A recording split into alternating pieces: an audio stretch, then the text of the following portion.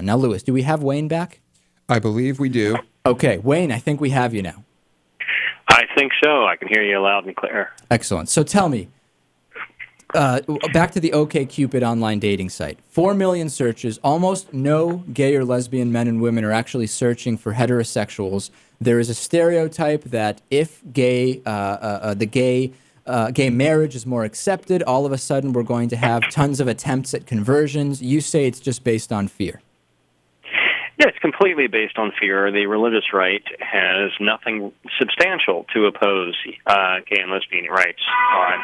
So all they've got left is scaring people. And there's two ways to scare them. And one is to say, if we're going to go after them and try to have sex with them in the shower. And the second one is to say we're going to try to recruit their children. And I mean, it's patently absurd. It's just fear mongering at its worst. It's disgusting. But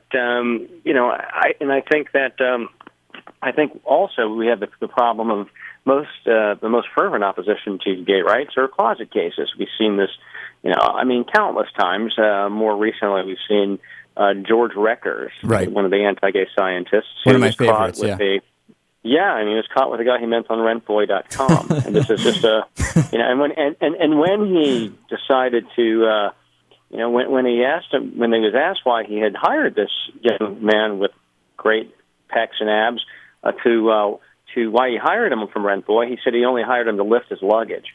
So, it seems the most homophobic people are homophobic themselves. In fact, there was a study in 1986 by Dr. Henry Adams at the University of Georgia that showed that the more homophobic a person was, the more they were aroused by gay porn.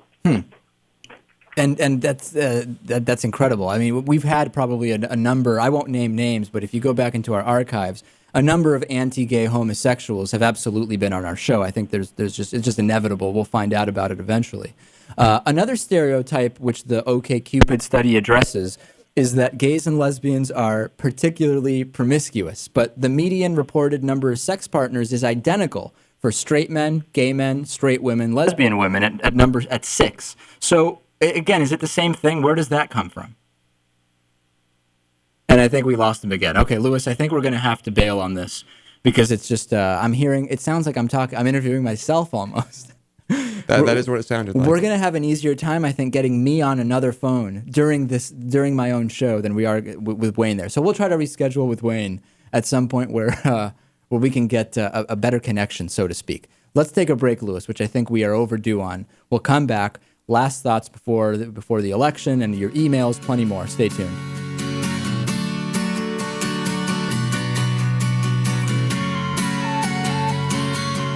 You've been listening to Midweek Politics with Dave Pakman.